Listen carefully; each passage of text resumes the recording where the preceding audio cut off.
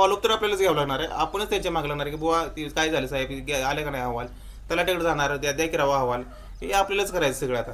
त्यानंतर पोलीस विभागाकडून तसा चौकशी अहवाल देखील आपल्याला त्यांना आता तहसीलदारांना मागवावं लागणार आहे.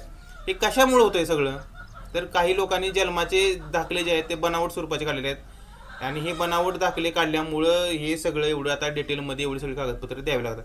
त्यामुळं आता कर्म करणार दुसरे आहेत, पण भोगायचं आपल्याला येणार आहे. जे खरंच भारताचा नागरिक आहे, जर खरंच सगळं त्याचं ओके आहे. आता कसं आहे, जे सुशिक्षित असतात ते सगळं ओके करत असतात, पण जे अडाणी आहेत किंवा जे भटकंतीमध्ये त्यांचं चाललेलं असतं, म्हणजे आज ह्या गावी उद्या त्या गावी त्यांचा व्यवसाय असा असतो, त्या लोकांचं त्या लोकांच्या पोरांचे हाल याच्यामध्ये होणार आहेत.